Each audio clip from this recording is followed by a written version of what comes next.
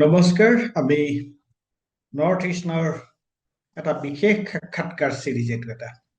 আৰু এই বিশেষ সাক্ষাৎকাৰটো হ'ল যে এইটো আমি আৰম্ভ কৰিছিলোঁ, মই আগতেও কৈছোঁ, 2024 কোনে কি কিতাপ পঢ়িছিল সেই বিষয়ে আমি 2025 এটা অনুষ্ঠান কৰিছিলোঁ। আৰু 2025 ইতিমধ্যে আমি ভালেকেইজন মানুহৰ লগত, ভালেকেইজন ব্যক্তিৰ লগত, পঢ়ুৱৈৰ লগত এই বিষয়ে আমি আলোচনা কৰিছো। আৰু আজি আমি আলোচনা কৰিবলৈ ওলাইছো জুৰি বৰুৱাৰ লগত। জুৰি বৰুৱা DCB কলেজৰ ভূগোল বিজ্ঞান বিভাগৰ সহকাৰী অধ্যাপিকা, আৰু তেওঁ এগৰাকী কৃতি যশস্বী গল্পকাৰ। গতিকে জুৰি, তোমাক মই আমাৰ এই অনুষ্ঠানটোলৈ আদৰণি জনাইছো। আৰু মই তোমাৰ খবৰ পালো, মোক কলে হেৰিয়ে বিদিশা বৰ্মনে যে মই তাৰমানে যোৱাবাৰো মানে যিকেইজন মানুহৰ লগত কৈছিলে, যোৱাবাৰ এটা মোৰ অভিযোগ আছিলে যে যোৱাবাৰ যিসকলৰ মই সাক্ষাৎকাৰ ললো তেওঁলোক সকলো পুৰুষ। গতিকে শান্তনু বৰঠাকুৰৰ ভনীয়েকে মোক কলে যে সাক্ষাৎকাৰবোৰ বেছ ভালেই হৈছে, কিন্তু কেৱল কিয় সকলো পুৰুষ? গতিকে এইবাৰ পুৰুষৰ সলনি আমি মহিলাক বেছি অগ্ৰাধিকাৰ দিছো। তেতিয়া জুৰি বৰুৱাৰ কথাটো, আৰু জুৰিৰ লগত মই আগতে লগ পাইছিলো কিবা প্ৰসংগটোত, এতিয়া মুখখন দেখি মোৰ মনত পৰিছে যে মই জুৰিক লগ পাইছিলো। গতিকে তুমি কিতাপ পঢ়ি ভাল পোৱা, আৰু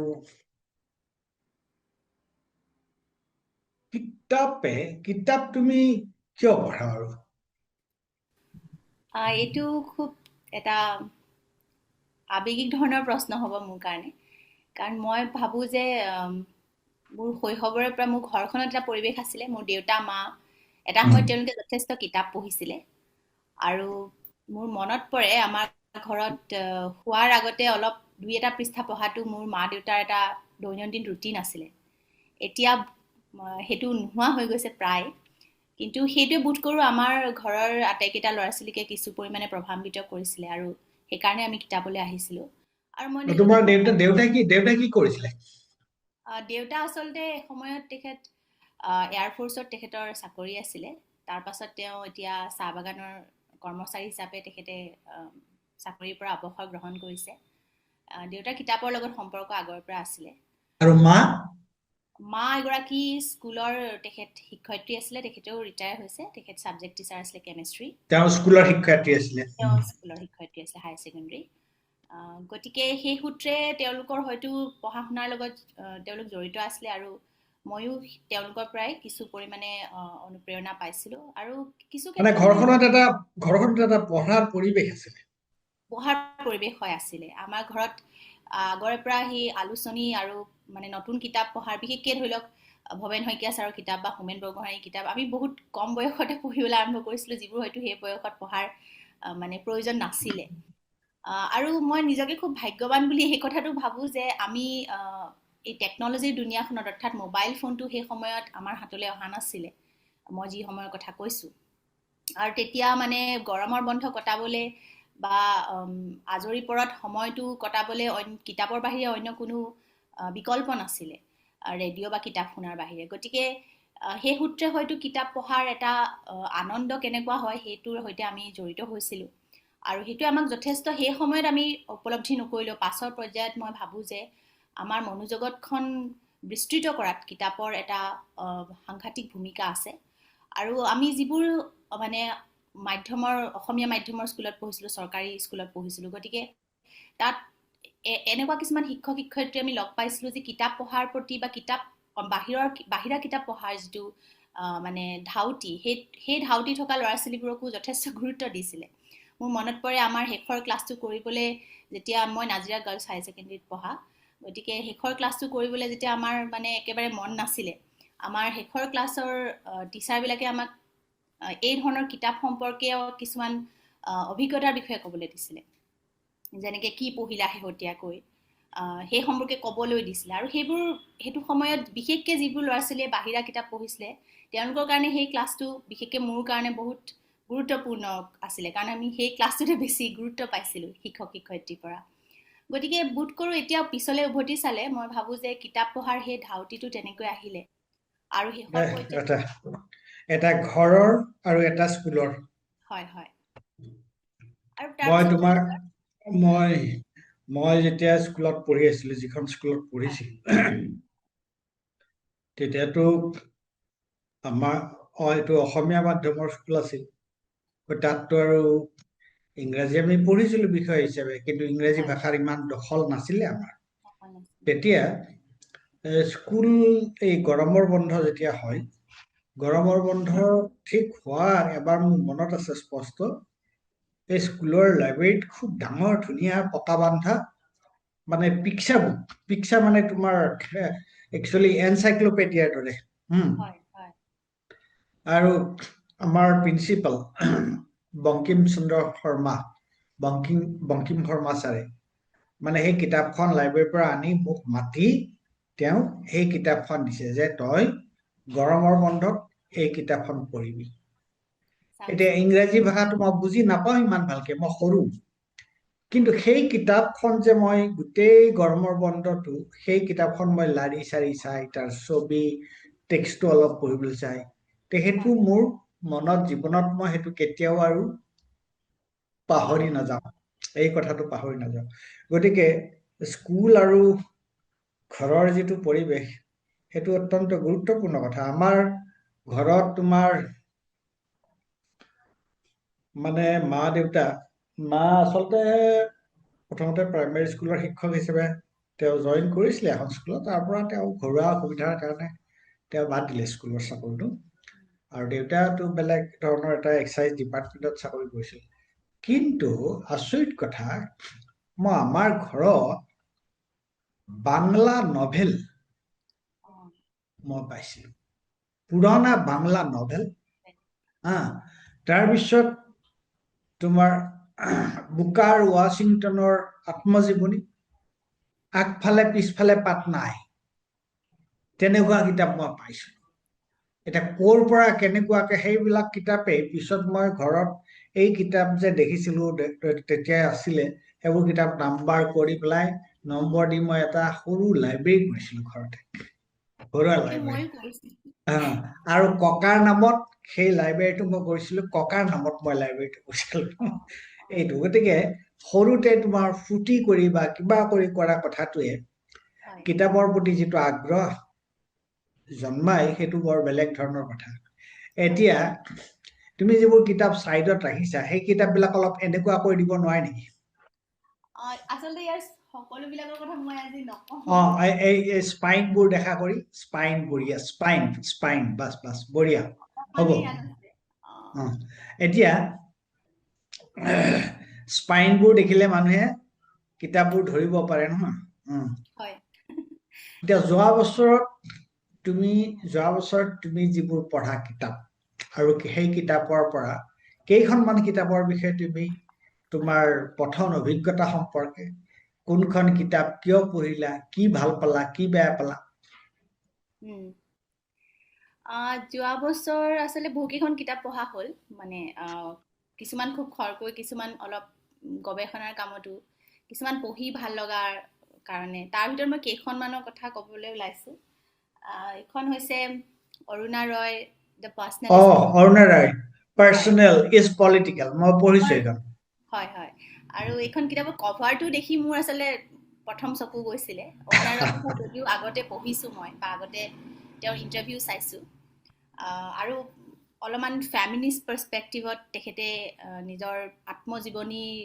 আত্মজৈৱনিক কথাবিলাক লিখিছে আচলতে। আৰু তেখেতৰ যিটো যাত্ৰা এগৰাকী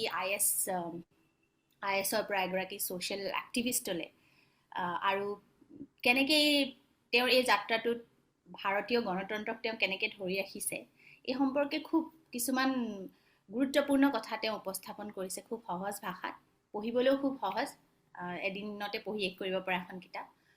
আৰু মই ভাবোঁ যে সাম্প্ৰতিক পৰিস্থিতিত যিসকল নতুন মানে প্ৰজন্মৰ ল'ৰা ছোৱালী যিসকলে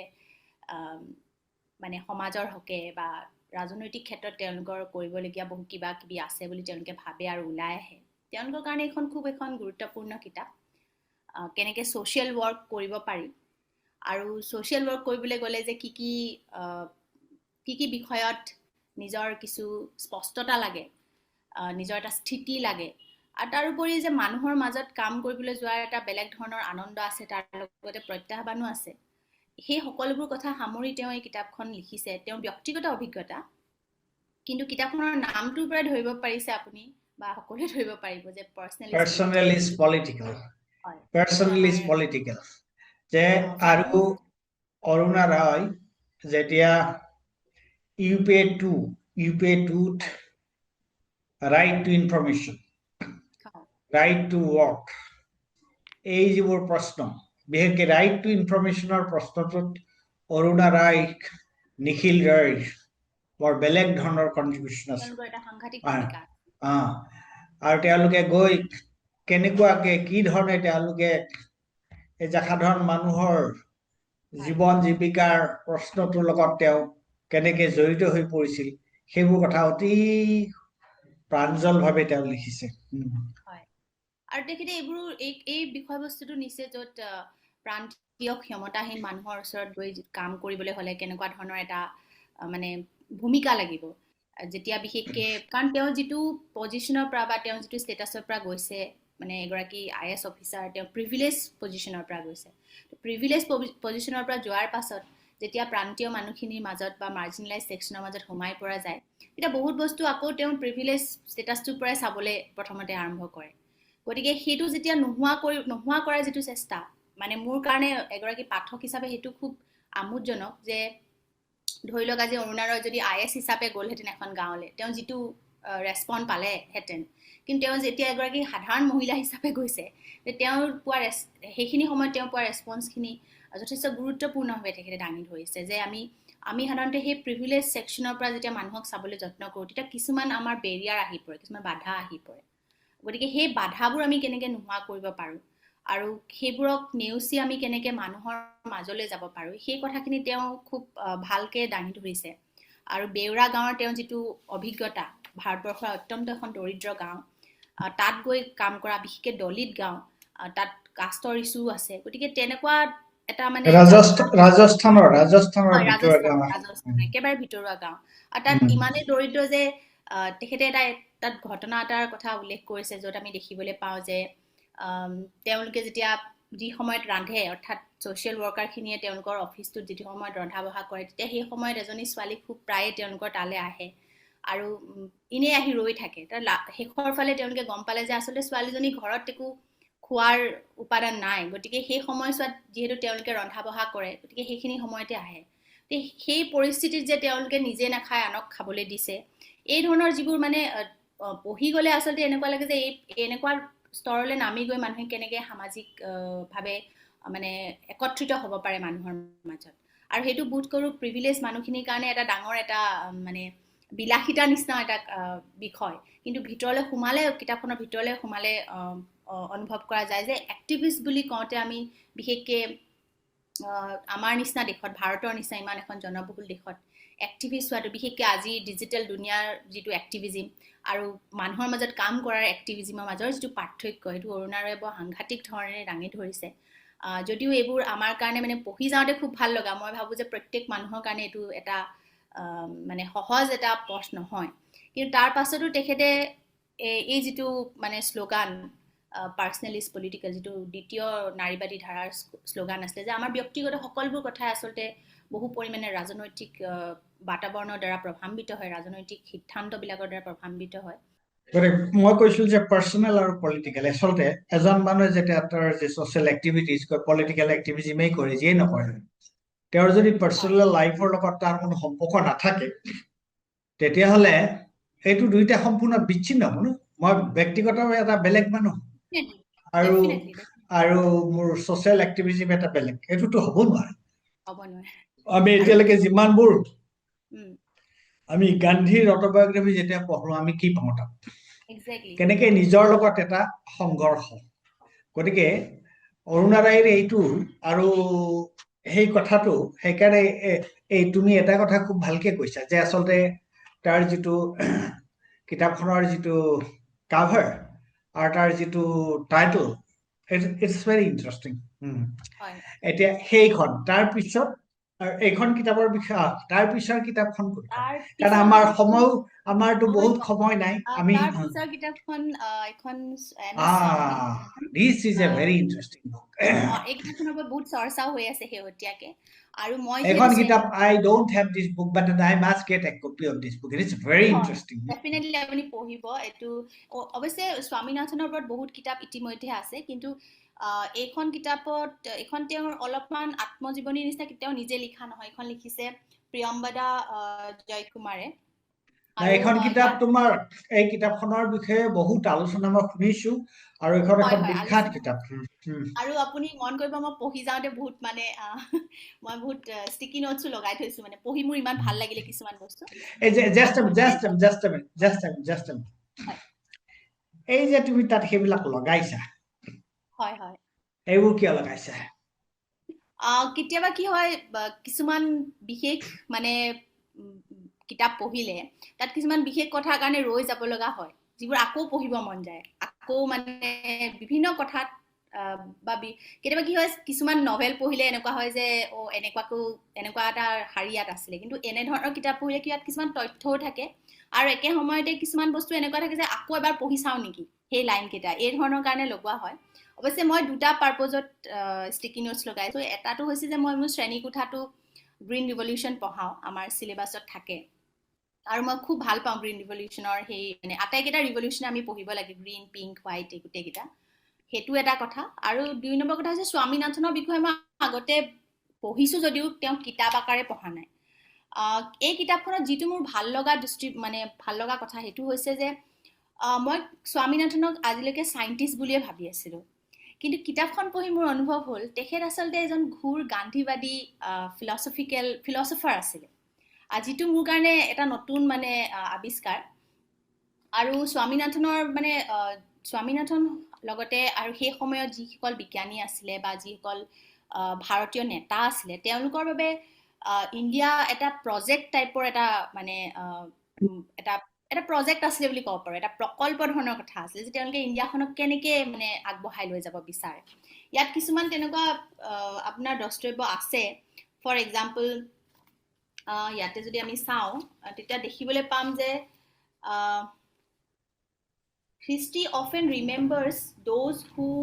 wins wars. ইতিহাসে সেইসকলকহে মনত ৰাখে যিসকলে সাধাৰণতে যুদ্ধত জয়ী হয় but rarely those who win harvest. কিন্তু সেইসকলক খুব কম মনত ৰাখে যিসকলে কৃষিৰ ক্ষেত্ৰত বা যিসকলে খেতি কৰে এই ধৰণৰ মানে কৃষকক আমি সাধাৰণতে খুব কম মনত ৰাখোঁ আনকি ভাৰতীয় ৰাজনীতিটো সেইটো দেখিবলৈ পোৱা যায় যে কৃষক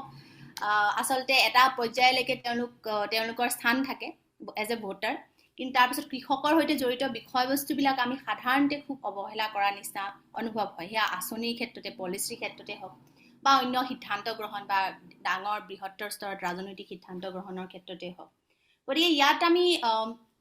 এই কিতাপখনত আমি দেখিবলৈ পাওঁ যে কেনেকে ভাৰতৰ খৰাং মানে ড্ৰট ডিপ্ল'মেচি বা ডিজাষ্টাৰ এইবিলাকক লৈ পিনি স্বামীনাথনৰ কেনেকুৱা ধৰণৰ অভিব্যক্তি আছিল আৰু তেখেত এজন কেৱল চাইণ্টিষ্টে নাছিল তেওঁ এজন খুব ভাল ডিপ্ল'মেট আছিলে গতিকে কেনেকে তেওঁ অন্য ৰাষ্ট্ৰবোৰৰ লগত ভাৰতীয় মানে ৰাজনৈতিক যোগসূত্ৰবিলাক স্থাপন কৰিছিলে আৰু কিমান কি তেওঁ গৱেষণাৰ লগতে তেওঁ অন্য কোনবোৰ ক্ষেত্ৰত আগবাঢ়ি যাবলৈ সক্ষম হৈছিলে বিশেষকৈ আপুনি যদি চাই ইয়াতে এভাৰগ্ৰীণ যিটো মানে স্বামীনাথনে এটা কথা বুজাব বিচাৰিছিলে যে গ্ৰীণ ৰিভলিউশ্যন ভাৰতক প্ৰয়োজন সেইটো সময়ত যিটো সময়ত ভাৰতৰ পপুলেশ্যন জনসংখ্যা যথেষ্ট বৃদ্ধি হৈছিলে আৰু ভোকত মানুহ মৰিবলগীয়া ধৰণৰ এটা পৰিৱেশ হৈছিলে কিন্তু তাৰ লগতে এইটো প্ৰয়োজন যে কৃষকক আমি কিমান দূৰ বুজিছোঁ কৃষকৰ কিমান মানে কি ধৰণৰ ভূমিকা আছে আমাৰ দেশখনক গঢ়াত সেইটোক লৈ পিনি স্বামীনাথন যথেষ্ট স্পৰ্শকাতৰভাৱে তেখেত মানে সেই বিষয়টোক লৈ পিনি যথেষ্ট তেওঁ গুৰুত্ব দিছিলে আৰু আমি দেখিবলৈ পাওঁ যে যে ব্ৰিটিছ যিবিলাক পলিচি আছিলে যিবোৰ ভাৰতৰ স্বাধীনতাৰ পাছতো চলি আছিলে বহু সময়লৈকে সেই পলিচিবিলাকৰ ফেইলাৰক লৈ পিনি কিমান মানুহ আচলতে সচেতন আছিলে বা কিমান ডিপ্ল'মেট বা কিমান পলিচি মেকাৰ্ছনো সচেতন আছিলে গতিকে স্বামীনাথনক বিচাৰিছিলে ঘৰৰ মানুহে যে তেওঁ এজন মেডিকেল মানে তেখেতে ডক্টৰ হ'বলৈ তেখেত মেডিকেলৰ মানে ছাত্ৰ হওক কাৰণ তেওঁৰ আগৰ যিটো ফেমিলি সেইটো আচলতে কৃষকৰ ফেমিলি আছিলে তেওঁলোকে প্ৰায়ভাগেই মানে খেতি বাতি কৰিছিলে তেওঁলোকৰ প্ৰথম প্ৰজন্মৰ যিটো পৰিয়াল কিন্তু তাৰ পাছৰ প্ৰজন্মৰ পৰিয়ালৰ মানুহখিনিয়ে তেওঁলোকে বিচাৰিছিলে যে নিজৰ সন্তান বিশেষকৈ দেশ স্বাধীন হ'ল দেশৰ অগ্ৰগতি হ'ল কিন্তু স্বামীনাথনে নিজে বুজি পাইছিলে যে মই আচলতে কৃষিৰ ফালে যোৱাটো প্ৰয়োজন যদিও তেখেতে UPSC মানে IPSৰ পৰীক্ষা তেখেতে পাছ কৰিছিলে আৰু সেই সময়ত তেওঁ সিলেকশ্যনো হৈ গৈছিলে কিন্তু একে সময়তে তেওঁ গৱেষণাৰ কাৰণেও যথেষ্ট বৃত্তি লাভ কৰিছিলে বিভিন্ন বিশ্ববিদ্যালয়ৰ পৰা এই ধৰণৰ বিষয়বস্তুবোৰ আছে কিন্তু ইয়াত যিটো এটা খুব ইণ্টাৰেষ্টিং বস্তু মই আকৌ ক'ব বিচাৰোঁ যে আগৰ কিতাপখনৰ দৰে ইয়াতো এটা খুব গভীৰ এটা দাৰ্শনিক অভিব্যক্তি আছে যে এজন বিজ্ঞানীয়ে আচলতে কেনেকে দেশখনক চাব বিচাৰে আৰু স্বামীনাথনৰ মই এইখিনি অকমান কথা এটা ক'ব বিচাৰিছো এটা তুমি বৰ গুৰুত্বপূৰ্ণ প্ৰশ্ন এটা অৱতাৰণা কৰিলা সেইটো হৈছে কি তুমি যে ক'লা যে আচলতে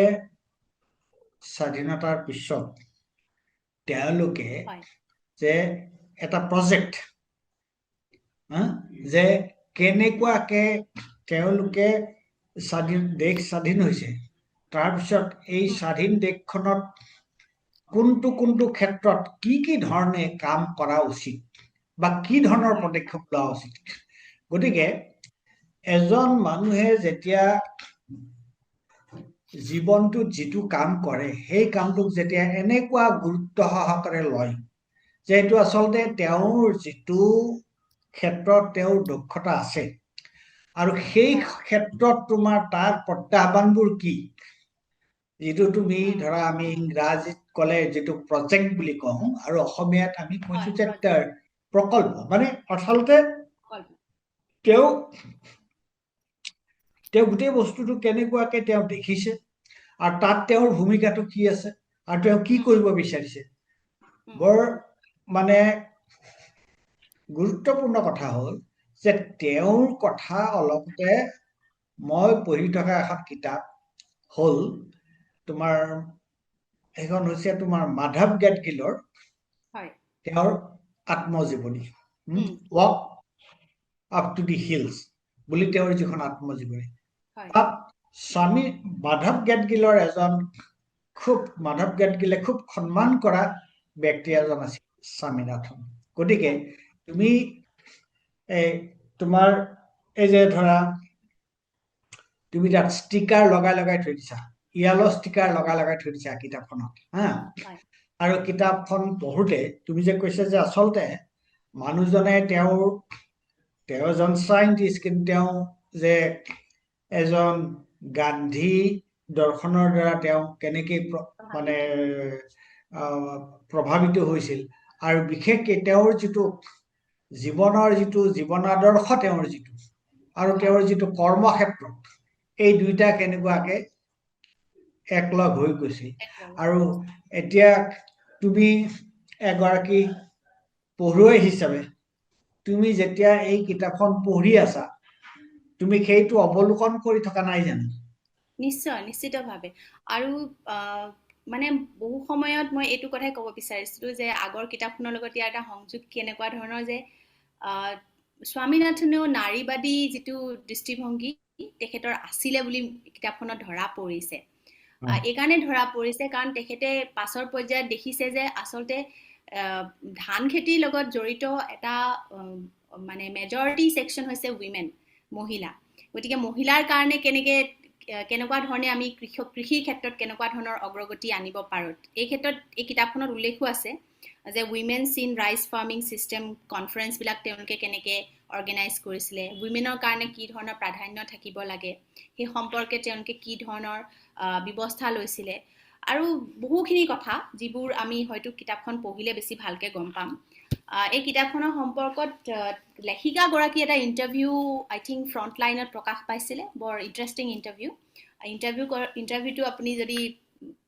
ইচ্ছা কৰে পঢ়ি ল'ব পাৰে। এইখন কিতাপ মই কিনিম, মই অতি সোনকালে কিনিম। মই আগতে কিনিম বুলি ভাবি থৈ দিছিলো, কিন্তু এতিয়া তুমি মোক আজি এই কিতাপখনৰ বিষয়ে কৈছা, গতিকে কিতাপখন কিনিম। মই ভাবো যে এইখন কিতাপ সকলোৱে পঢ়া উচিত। আচলতে আমাৰ দেশখনক লৈ কেনেকুৱা ধৰণৰ আমাৰ ড্ৰিমটো কেনেকুৱা, আমি যিখন দেশ আমাৰ হোমলেণ্ড হয় সেই দেশখনক লৈ আমি কি সপোন দেখিব বিচাৰোঁ। ইয়াৰ যিখিনি ডিপ্ল'মেট আছে বা যিখিনি পলিটিকেল থিংকাৰ্ছ আছে, পলিটিচিয়ানছ আছে, পলিচি মেকাৰ্ছ আছে বা একাডেমিচিয়ানছ, জাৰ্নেলিষ্ট, তেওঁলোকে কেনেকুৱা ধৰণে আমাৰ দেশখনক, চাইণ্টিষ্টে কেনেকুৱা ধৰণে আমাৰ দেশখনক কল্পনা কৰিব বিচাৰে আহিবলগীয়া 50 বছৰত বা 30 বছৰত। তাতে এটা কথা মই সুধিব বিচাৰিছো। হয়, আচলতে গ্ৰীণ ৰিভলিউশ্যন, সেউজ বিপ্লৱৰ সেই সময়ত, যিটো সময়ত ভাৰতবৰ্ষত সেউজ বিপ্লৱ আৰম্ভ কৰিব লগা হৈছিল, ভাৰতবৰ্ষৰ বৰ বেয়া অৱস্থা চলি আছিলে। তেতিয়া তোমাৰ বি কে নেহৰুৰ এখন কিতাপ আছে, দি নাইচ গাইজ, কি আছিলে একজেক্ট নামটো মই পাহৰিছো। I have read that book, it's a very interesting book. তাত তাৰমানে ভাৰতবৰ্ষৰ খাদ্য সমস্যাটো কেনেকুৱা গভীৰ সংকট আছিল তেতিয়া, 60s শেষৰ ফালে, 70s বিগিনিঙৰ ফালত। তোমাৰ এইটো আছিলে, আমি যে কয় হেণ্ড টু মাউথ এক্সিষ্টেঞ্চ, এইটো আছিল যে চিপ টু মাউথ এক্সিষ্টেঞ্চ। তাৰমানে আমেৰিকাৰ পৰা যদি ঘেঁহু আহি নাপায়, তোমাৰ বন্দৰত নালাগে আহি পেলাই, তেতিয়া আমাৰ দুশ্চিন্তা হৈ যায়। তেনেকুৱা এটা পৰিস্থিতি তোমাৰ গ্ৰীণ ৰিভলিউশ্যনটো, পৰিৱেশটো, পটমিটো আছিলে সেইটো। কিন্তু গ্ৰীণ ৰিভলিউশ্যন, কোৱা। গতিকে কিন্তু গ্ৰীণ ৰিভলিউশ্যনৰ যে তাৰ এটা এনভাইৰনমেণ্টেল ডিগ্ৰেডেশ্যনৰ এটা এছপেক্ট এটা আছে, সেই কথাটো তাত আলোচনা কৰা হৈছে নেকি বাৰু? ইয়াত বৰ বিশেষ সেইটো আলোচনা কৰা হোৱা নাই, সেই পাৰ্চপেক্টিভটো মই এইটোৱে ক'ব বিচাৰিছিলোঁ যে, আৰু আপুনি যিটো কথা উল্লেখ কৰিলে এতিয়া, যে আমেৰিকাৰ পৰা, মই সেই সময়ৰ পলিটিচিয়ানজনৰ নামটো পাহৰি গৈছো এতিয়া, কিন্তু তেখেতে কৈছিলে যে উই আৰ নট বেগাৰ্ছ। আমেৰিকাক যেতিয়া সেই সময়ত আমি নিজেও, ইটছ ভেৰি ইণ্টাৰেষ্টিং। মই তোমাক ক'ব পাৰো যে তেতিয়া ইন্দিৰা গান্ধীয়ে, তেতিয়া তোমাৰ কেনেডি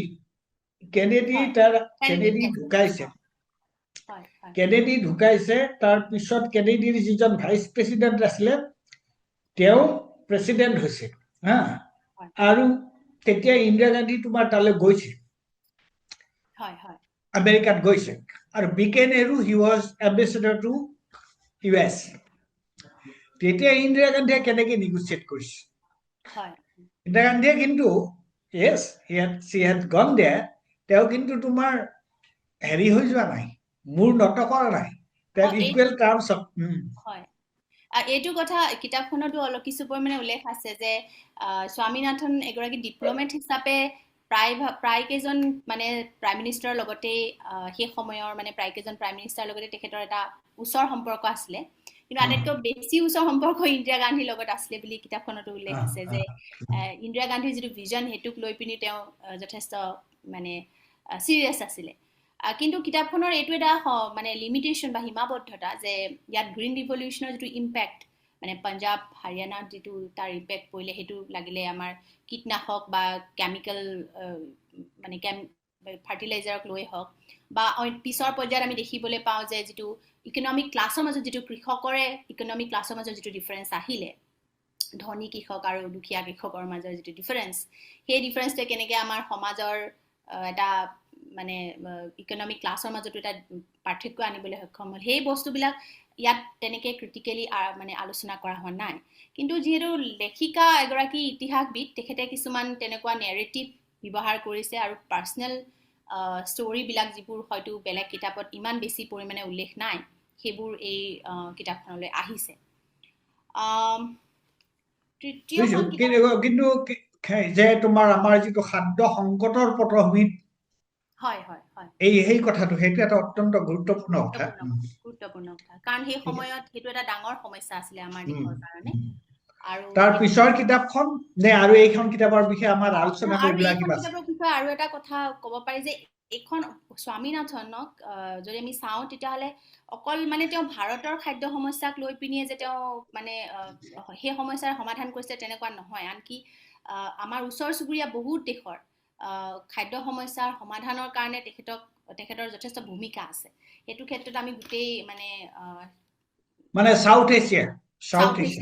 এছিয়াকে আমি চাব পাৰোঁ তাৰ পিছৰ কিতাপখন হৈছে নেভাৰ লকড আউট এইখন আই থিংক সেইখন মই নাজানো এইখন কিতাপৰ বিষয়ে নেভাৰ লকড আউট এইখন ৰিয়া চোপ্ৰাৰ কিতাপ এইখনৰ বিষয়ে মই শুনাই নাই এইখন আচলতে জেনজিছ বিলাকে মানে হাউ দ্য ইণ্টাৰনেট ক্ৰাফটেড ইণ্ডিয়া জেনজিছ কিতাপখনৰ টাইটেলটোতে এইটো আছে মানে ভাৰতৰ জেনজিছ বিলাকক ইণ্টাৰনেটে কেনেকৈ প্ৰভাৱিত কৰিছে তেওঁ পাৰ্চনেল নিজৰ মানে এখনক মই চেল্ফ এথনোগ্ৰাফি টাইপৰ অকণমান পাইছোঁ কাৰণ তেখেতে নিজৰ ষ্টৰীৰ পৰা আৰম্ভ কৰিছে তেখেতে 13 ইয়াৰ্ছত মানে 13 বছৰ বয়সত কেনেকৈ ইনষ্টাগ্ৰামৰ একাউণ্ট খুলিছিলে ইনষ্টাগ্ৰামৰ একাউণ্ট খুলিবলৈ কেনেকুৱা ধৰণৰ মানে নাম বাছি ল'ব লাগে নামটো খুব যদি কমন হয় যেনেকৈ তেওঁৰ নামটো ৰিয়া তো ৰিয়া নামৰ বহুত যদি ছোৱালী থাকে বা বহুত কেইটা একাউণ্ট থাকে তেতিয়াহ'লে তেওঁ ক'ত আণ্ডাৰস্ক'ৰ ইউজ কৰিব ক'ত নাম্বাৰ ইউজ কৰিব এই ধৰণৰ বিষয়বস্তুৰ পৰা আহি তেওঁ ইণ্ডিয়ান জেনজিজৰ চাইক'লজিটো চাবলৈ যত্ন কৰিছে থ্ৰু এটা ভিজুৱেল মানে ইণ্টাৰপ্ৰিটেশ্যন আৰু খুব কিছুমান ইণ্টাৰেষ্টিং মই ভাবোঁ দিশ ইয়াত তেওঁ আছে যিবোৰ মোৰ কাৰণে মই নিজেও হয়তো সেই বস্তুবিলাক দেখিছোঁ কিন্তু কেতিয়াও তেনেকৈ ভবা নাছিলোঁ গতিকে যেনেকৈ ধৰি লওক এতিয়া কাপল গ'লছ বুলি আমি হেছটেগ কাপল গ'লছ বুলি আমি ব্যৱহাৰ কৰোঁ কিয় ব্যৱহাৰ কৰোঁ ইটছ ৰিলেশ্যনশ্বিপৰ ষ্টেটাছ কেনেকুৱা বুলি ক'লে আমি ইটছ কমপ্লিকেটেড বুলি কওঁ কিয় কমপ্লিকেটেড হয় চ' আৰু সেইটো কেনেকৈ আচলতে মানে ইণ্টাৰনেটৰ পৃথিৱীখনে কেনেকৈ তাক নিয়ন্ত্ৰণ কৰিছে এই গোটেই বিষয়বস্তুবিলাকক আৰু সেইকাৰণে তেওঁ কিতাপখনৰ নামটো বহুত আমোদজনক নেভাৰ লকড আউট আমি কেতিয়াও লকড আউট নকৰোঁ আমাৰ একাউণ্টটো কিন্তু আমি সেই দুনিয়াখনত থাকিব বিচাৰোঁ এই ভাৰ্চুৱেল যিটো আইডেণ্টিটি ইণ্ডিয়ান জেনজিজৰ সেইটো তেওঁ ইণ্টাৰেষ্টিংলি ইয়ালৈ আনিছে আৰু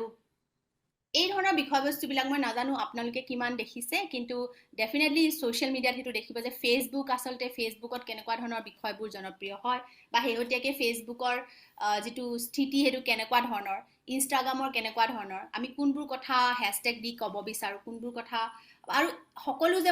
আমাৰ ব্যক্তিগত কথা আমি সকলো সময়তে যে শ্ব' কৰি থাকিব বিচাৰোঁ কিয় কৰিব বিচাৰোঁ বা কিয় কৰিবলৈ আমাক বাধ্য কৰোৱা হৈছে সেই ধৰণৰ কিছুমান বিষয়বস্তু তেওঁ নিজৰ এই কিতাপখনত আনিছে আৰু এইখন যথেষ্ট শেহতীয়াকৈ দেখিছোঁ ওৱান অফ দ্য মানে বেষ্ট চেলাৰ বুলি ক'ব পাৰি আৰু মই ভাবোঁ ইণ্ডিয়ান জেনজিক বুজিবলৈ এই কিতাপখন পঢ়া উচিত মই নেভাৰ লকড আউট আৰু কি চাম how the internet crafted India Gen Zs That's a very interesting কিতাপ ইণ্টাৰেষ্টিং কিতাপ হয় আৰু তেওঁ নিজৰ পাৰ্চনেল ষ্টৰীৰ পৰা আনি অলপমান তেওঁ বলিউডৰ চিনেমালৈও গৈছে যিবোৰ চিনেমা জেনজিৰ ওপৰত বনোৱা হৈছে শেহতীয়াকৈ আৰু আমি আমাৰ যিবিলাক সম্পৰ্ক মানে মানুহৰ সৈতে সম্পৰ্ক এটা সময়ত যিবোৰ খুব মানে আমি নিজে ইণ্টাৰপ্ৰিট কৰিছিলোঁ ফিজিকেলি আমি এজনে আনজনৰ লগত যেনেকৈ কথা পাতিছিলোঁ এতিয়া কিয় আমি এই ডিজিটেল ৱৰ্ল্ডখনত থাকি ভাল পোৱা হ'লোঁ আৰু ই আমাক কেনেকৈ নিয়ন্ত্ৰণ কৰি আছে এই ধৰণৰ বস্তু মানে ভাৰ্চুৱেল ৱৰ্ল্ড হয় ভাৰ্চুৱেল ৱৰ্ল্ড যেনেকৈ আজি আপুনি এটা ট্ৰেণ্ড মাজতে ওলাইছিলে যে মই মোৰ পাৰ্চটোত বা সেইটো সাধাৰণতে টোট বেগ বুলি এটা কনচেপ্ট আহিছিলে আমেৰিকান মাৰ্কেটৰ পৰা এইটো এতিয়াও মানে ল'ৰা ছোৱালীৰ ক্ষেত্ৰত খুব পপুলাৰ ছোৱালীবোৰৰ ক্ষেত্ৰত যে টোট বেগত মই কি ৰাখোঁ মানে সৰু এটা বেগ পাৰ্চৰ নিচিনা সেইটোত মই কি ৰাখিম লিপষ্টিকৰ পৰা আৰম্ভ কৰি মানে ইমান কি বস্তু মই ৰাখিলে আচলতে ফেশ্বনেবল হ'ম বা গ্ল'বেল মানে ফেশ্বনত মই ট্ৰেণ্ডিঙত থাকিম ত' ট্ৰেণ্ডিঙত থকাৰ যিটো মানে ঢৌ সেইটো তেখেতে ইয়াত দেখুৱাবলৈ যত্ন কৰিছে আৰু কিয় মই ভাবোঁ এইখন কিতাপ সেইকাৰণে পঢ়া উচিত খুব ইণ্টাৰেষ্টিং হয় ইণ্টাৰেষ্টিং কিতাপ নহয় এইখন হয় হয় বিশেষকৈ যুৱ মানসিকতা যুৱ মনটো পঢ়িবৰ জানিবৰ কাৰণে হয় আৰু কিছুমান ধুনীয়া মানে ইণ্টাৰপ্ৰিটেশ্যন আছে মই এতিয়া পঢ়িবলৈ কিছু মাজে মাজে মই দাগ দি থৈছিলোঁ জেনজিজ বিলাকৰ যিটো যেনেকে ইউটিউবত আমি কেনেকে কন্টেন্ট ক্ৰিয়েটৰ হ'বলৈ কি ধৰণৰ আমি ট্ৰেণ্ডত থাকিব লাগে বা ইউটিউব কন্টেন্ট ক্ৰিয়েটৰ যদি আমি হওঁ তেতিয়াহ'লে কোনবোৰ বিষয়ক আমি দেখাম, কিয় আমি কনষ্টেণ্টলি দেখুৱাব লগা হয়, এই ধৰণৰ কথাবিলাক ইয়াত বৰ ধুনীয়াকৈ তেখেতে মানে ৰাইটাৰগৰাকীয়ে দেখুৱাইছে।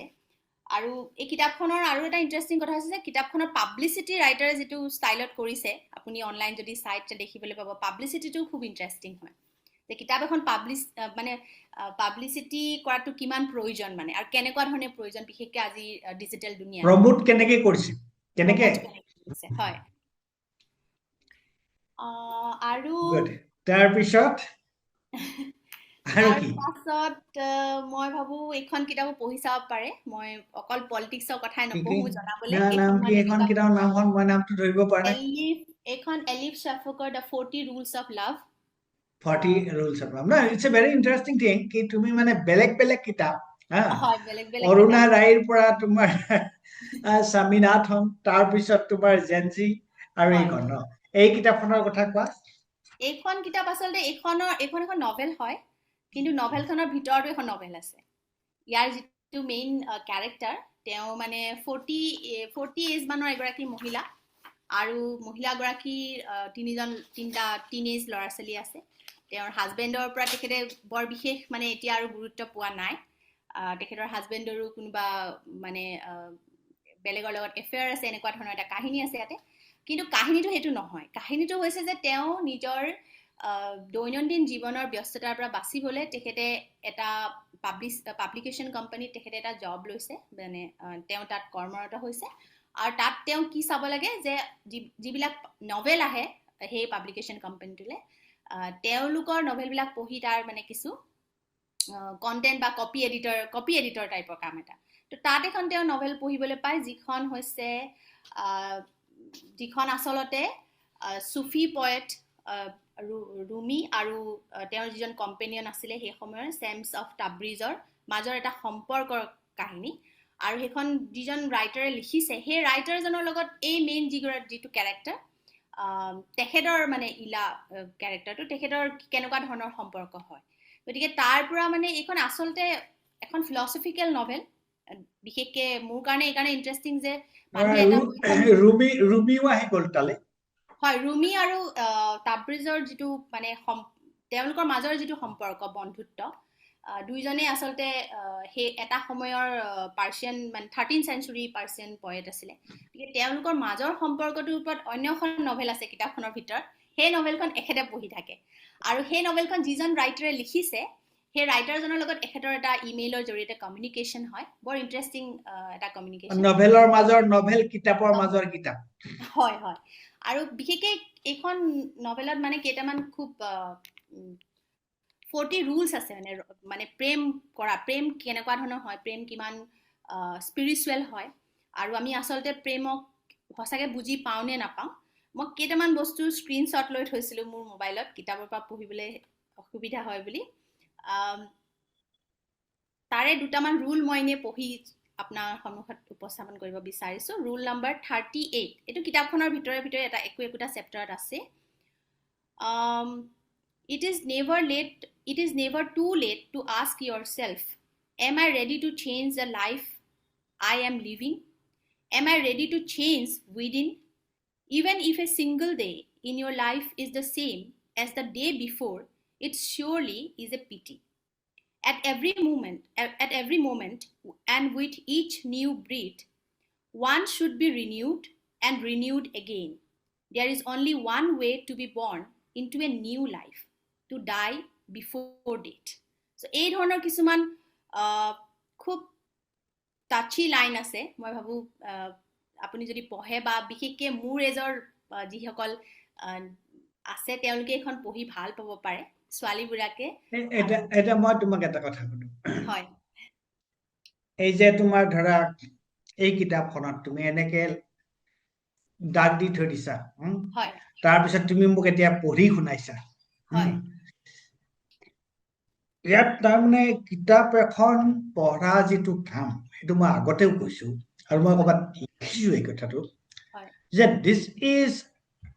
Not at all a passive thing. Exactly hmm? তুমি যেতিয়া কিবা এটা বস্তু পঢ়া আৰু তুমি যেতিয়া তাৰ গভীৰলৈ সোমাই যোৱা, তুমি তোমাক সেইটো এটা বৰ বেলেগ এখন জগতলৈ তোমাৰ যিটো হৰাইজন সেইটো বৰ বেলেগ ধৰণে সি উন্মোচিত কৰি নিদিয়ে নে? হয় হয় যিটোক আমি ক'ব পাৰোঁ আমি কেতিয়াবা ক্লাছত কওঁ এইটো যেতিয়া আমি অন্য কিছুমান কনচেপ্ট পঢ়োঁ যে টেৰিটৰিয়েলি আমি কিমান মানে গ্ৰ' কৰোঁ আমাৰ দেখাততো আমাৰ বডিটোৱে আমাৰ টেৰিটৰি কিন্তু আমি ইয়াৰ বিয়ণ্ড গ্ৰ' কৰোঁ নহয় জানো ইয়াৰতকৈ আগলৈ আমি গ্ৰ' কৰোঁ সেইটো কৰিবৰ কাৰণে মই And ভাবোঁ not only our body, but Yes, also our, you see, the understanding. আমাৰ যিখন আমি মেণ্টেল ৱৰ্ল্ডত বাস কৰোঁ, that is also our territory. হয় হয় So, সেইটো বহুত বহল কৰি দিয়ে when আমি আৰু particularly যেতিয়া আমি এখন কিতাপ পঢ়োঁ হয় আৰু কিতাপ পঢ়াৰ লগে লগে উম, একচুৱেলি আমাৰ দুই ধৰণৰ এক্সপ'জাৰ মই ভাবোঁ তেনেকে হয় এটা হৈছে হৰাইজণ্টেল এক্সপ'জাৰ আৰু এটা হৰাইজণ্টেল আৰু এটা হৈছে ভাৰ্টিকেল কিমান আমি ডিপলি তাৰ যিটো ৰুট হয় হিষ্টৰিকেল ৰুটটো স্পেচত টাইমত আৰু হৰাইজণ্টেলি যে বেলেগ বেলেগ সময়ত কি বোলে বেলেগ ঠাইত একেটা সময়ত কেনেকুৱা ধৰণৰ ঘটনাবোৰ হৈছে গতিকে তুমি যিটো the expansion of our territory আমাৰ ফিজিকেল যিটো বডিলি আমাৰ যিটো পজিশ্যনিং আমাৰ তুমি এতিয়া যোৰহাটত আছা মই এতিয়া গুৱাহাটীত আছো হয় that is our exist in a way সেইটো আমাৰ পজিশ্যনিং আমাৰ টেৰিটৰি কিন্তু মেণ্টেল যিটো দিশবলয় সেইটোতো আমাক আমাৰ জিঅ'গ্ৰাফিকেল লোকেশ্যনে আমাৰ যিটো মেণ্টেল টেৰিটৰি সেইটোতো লিমিট কৰিব নোৱাৰে হয় এইটো লাগে নহয় এইটো জানো? মানে এনেকুৱা ধৰণৰ এটা ব্ৰেকিং দ্য বৰ্ডাৰ্ছ হয় মানে কিতাপে আমাক সেই কামটো কৰিবৰ কাৰণে স্বাধীন কৰে যে আমাৰ চাৰিওফালে যদি কিবা বৰ্ডাৰ্ছ আছে যিবোৰ হয়তো ছ'চিয়েলি বা অন্য ধৰণৰ কাৰণত ইতিমধ্যে নিৰ্মাণ কৰি থোৱা হৈছে কোনোবাই নহয় কোনোবাই নিৰ্মাণ কৰি থৈছে সেইবোৰ ভাঙিবলৈ আমাক যিটো স্বাধীন চিন্তা কৰাৰ যিটো স্পৃহা যিটো মানে হেবিট বুলি ক'ব পাৰে এক অৰ্থত সেইটো গঢ়ি তোলাটো আমাক খুব প্ৰয়োজন সেইটোৱে আমাক কিতাপে আমাক যথেষ্ট পৰিমাণে সহায় কৰে আৰু মই ভাবোঁ যে বহু সময়ত এতিয়া মই সঁচা কথা ক'বলৈ গ'লে যোৰহাটত আহি মই কিতাপ পঢ়াৰ যিটো মোৰ প্ৰথম মানে প্ৰচেষ্টা আছিলে যে মই ক'ৰবাত নহয় ক'ৰবাত সেই মোৰ একাকীকত্বটোৰ পৰা ওলাব বিচাৰিছোঁ যে অকলে নতুনকৈ এখন ঠাইত আহি যদি থাকিবলৈ আৰম্ভ কৰা হয় তেতিয়া সাধাৰণতে বন্ধুবৰ্গ খুব কম থাকে সেই ঠাইখনত আৰু সেই সময়ত কিতাপেই হৈ পৰে এটা উপশম এটা ডাঙৰ মানে বন্ধুসুলভ এটা পৰিৱেশ কিতাপেই সৃষ্টি কৰে আৰু সেইটো খুব গুৰুত্বপূৰ্ণ বিশেষকৈ আজি আমি সময়ত যদি দেখোঁ মানুহ বেছিভাগে আমি ডিজিটেল মানে চিটিজেন টাইপৰ হৈ গৈছোঁ ডিজিটেলি আমি বহুত এক্টিভ থাকোঁ আৰু সেইটো কিছু ক্ষেত্ৰলৈকে পাৰি কিন্তু তাৰ পিছৰ পৰ্যায়ত মই ভাবোঁ যে কিতাপে আমাক এনেকুৱা কিছুমান দাৰ্শনিক ধৰণৰ এটা দৃষ্টিভংগীৰ ওচৰলৈ চপাই নিয়ে য'ত মানুহ আচলতে যে মানুহে অকল কিছুমান কাম এনেই যে নকৰে সেই কথাটো যে বুজায় আমি মানুহ হিচাপে সকলোৱে সকলো কামেই কৰি আছে আমি দেখি আছোঁ কিন্তু তাৰ মাজতো যে এক ধৰণৰ কলা আছে আমি মানুহ হোৱাৰ যিটো আচল অৰ্থ সেই অৰ্থটো মানে বুজি পোৱাত বহু পৰিমাণে কিতাপে সহায় কৰে আৰু মই খুব আনন্দিত যে আপুনি আজি মই বহুত দিনৰ পৰা ভাবি আছিলোঁ যে আমাৰ নিচিনা ঠাইত য'ত ইমানবোৰ মানে লিটাৰী ফেষ্টিভেল হয় ইমানবোৰ গ্ৰন্থমেলা হৈ থাকে তাত কিতাপৰ বিষয়ে আড্ডা খুব কম হয় আচলতে যদিও হয় কিছু পৰ্যায়ত কিতাপৰ তোমাৰ এটা কথা মই তোমাক কওঁ হয় অৰুণা ৰায়ৰ কিতাপখনত যিটো টাইটেল পাৰ্চনেল ইজ পলিটিকেল কিতাপৰ তোমাৰ বহুত সময়ত যিটো ছ'চিয়েল যিটো এক্সপ'জাৰ হয় তাত চামহাও আনুষ্ঠানিকতাত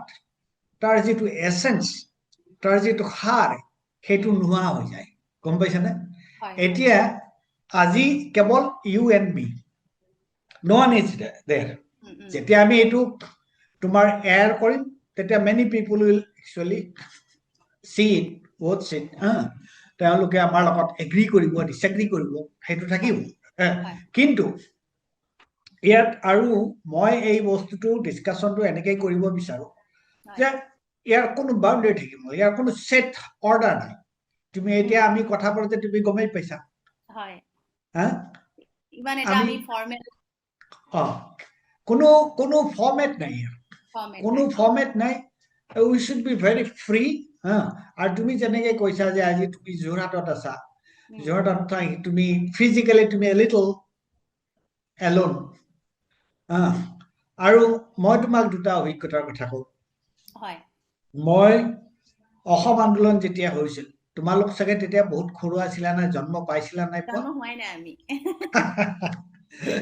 জন্ম হোৱা নাই তেতিয়া আন্দোলনৰ কাৰণে তোমাৰ কলেজ বন্ধ হৈ থাকে আমাৰ মই কি কৰিম তেতিয়া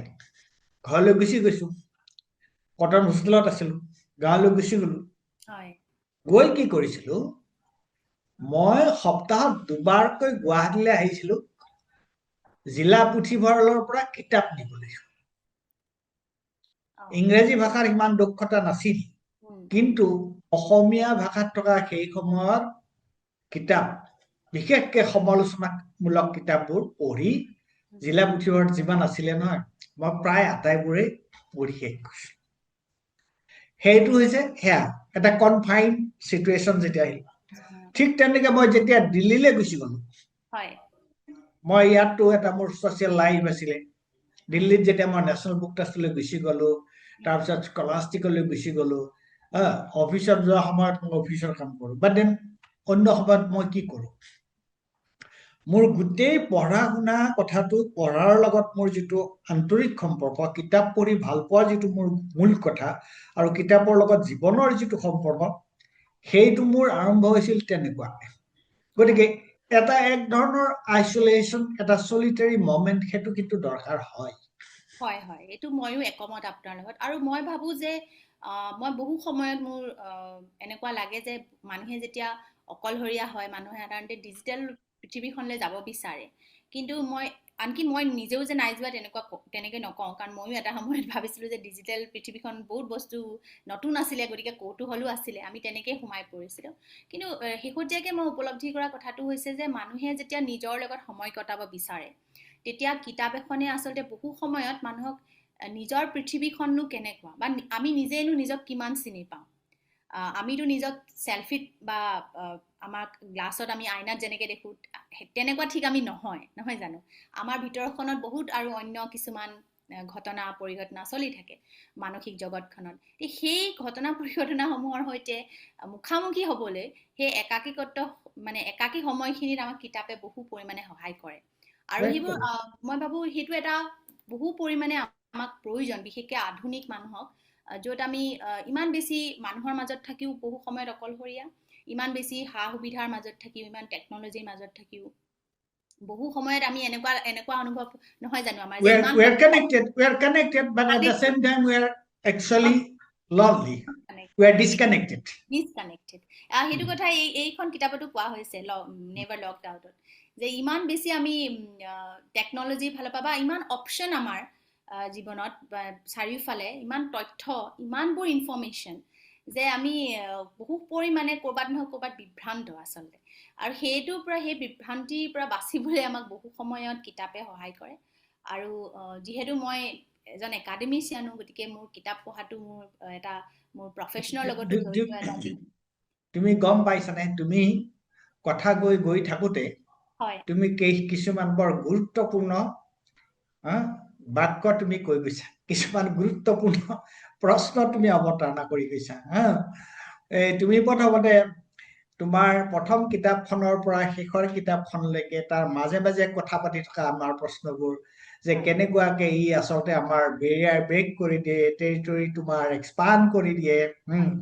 আমাৰ মানুহে নিজক বুজিবৰ কাৰণে নিজৰ ভিতৰৰ বাহিৰৰ যিটো কোলাহল সেই কোলাহলৰ পৰা আঁতৰি থাকি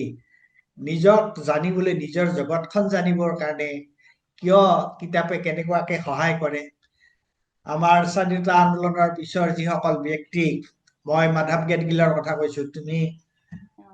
স্বামী তথনৰ কথা কৈছা যে তেওঁলোকৰ কাৰণে তেওঁলোকৰ জীৱনৰ যিটো ব্যক্তিগতৰ লগত সামূহিক হয় কেনেকুৱাকে জড়িত হৈ পৰিছিল গতিকে তোমাৰ লগত কিতাপৰ বিষয়ে আলোচনা কৰি মোৰ খুব ভাল লাগিছে ধন্যবাদ মোৰো ভাল খুব লাগিছে ভাল লাগিছে আৰু তুমি এই কিতাপ কেইখন যে তাত থৈছা সেই কিতাপখন প্ৰথমৰ পৰা একেবাৰে তললৈকে তুমি এবাৰ কৈ দিয়াচোন নামবোৰ মই সকলোবোৰ মানে আপোনাক কোৱা নহল ইয়াতে আছে প্ৰথমৰ কিতাপখন কি প্ৰথম এইখনটো ছেটাৰ্ড লেন্স এখন চেম ডাৰিম্পলৰ এখন খুব ধুনীয়া কিতাপ বাৰু দেই ইয়াৰ ভিতৰত এইখনত জাষ্ট আচলতে তুমি এতিয়া কিতাপৰ বিষয়ে আমি আলোচনা নকৰো কেৱল কিতাপৰ তুমি মোক হেৰিটো কৈ দিয়া নামকেইটা কৈ তুমি মোক এখন কাভাৰটো ছেটাৰ্ড দেখুৱাই দিয়া তাৰ পিছৰখন তাৰ পিছৰখন হৈছে কিৰণ দেশাই এইখন মোৰ কালি আহি পাইছে মই পঢ়িব আৰম্ভ কৰিম the loneliness of Sonia and সানি সোনিয়া সানি এখন ওকে কিৰণ দেশাই এখন নভেল হয় বহুত ডাঙৰ নভেল তাৰ পিছত এখন গাজালা ৱাহাবৰ হিন্দী হাৰ্টলেণ্ড বুজিছো মই জানো সেইখন তাৰ পিছত সুনীল গংগোপাধ্যায়ৰ এখন মানে নভেল কেইবাখনো নভেলৰ একত্ৰিত সংকলন হয় মাজে মাজে মই অলপ চলপ বেংগলী পঢ়ো কিন্তু মই তাৰ পিছত এখন মামাংদাই এখন এস্কেপিং দ্য মামাংদা শ্ৰীজাতৰ প্ৰথম মুদ্ৰণ ভালোবাসা আৰু এইখনটো এই লাষ্ট ইয়াৰৰ এখন মই পঢ়িছো এইখন mother Mary comes to me পঢ়িছানে এইখন এখন পঢ়িছো মই কিন্তু ভাবিলো যে এইখনৰ কথা চবেই চাগে কৈছে গতিকে ঠিকে আছে ইয়াৰ পাছত এইখন হৈছে আপোনাৰ মেকং নৈ দেখিলো হেম বৰুৱাৰ বহুত পুৰণা কিতাপ ইন্টাৰেষ্টিং বহুত পুৰণা কিতাপ কিন্তু মই মাজতে আকৌ এবাৰ পঢ়িছিলো আৰু কিতাপৰনো পুৰণা নতুন কি আছে এইখনটো অপূৰ্ব শৰ্মা ছাৰৰ এজন কবিৰ মৃত্যু আৰু বাৰমহীয়া আম মাজতে কিতাপ বাঘেটাপুৰ ৰাতি আৰু এখন অৰূপ কুমাৰ নাথৰ তেখেত এজন মোৰ খুব ফেভৰেট গল্পকাৰ চাৰি দশকৰ গল্প আপুনি পঢ়িব পাৰে বৰ্ণয় প্ৰকাশ কৰিছে গ্ৰেট কিবা কিবি আছে বঢ়িয়া মই তোমাৰ লগত কিতাপৰ বিষয়ে আলোচনা কৰি বৰ ভাল পালো তোমাক মই যথেষ্ট মানে আজি তোমাৰ লগত কথা পাতি আৰু তুমি পঢ়া কিতাপ কেইখনৰ বিষয়ে আলোচনা কৰি মই খুব ভাল পালো আৰু মই ভাবো যে যিসকলে আমাৰ এই কাৰ্যসূচীটো চাব বা চাই আছে তেওঁলোকেও উপকৃত হ'ব তেওঁলোকেও ভাল পাব জুৰি তোমাক অলেখ অযুত ধন্যবাদ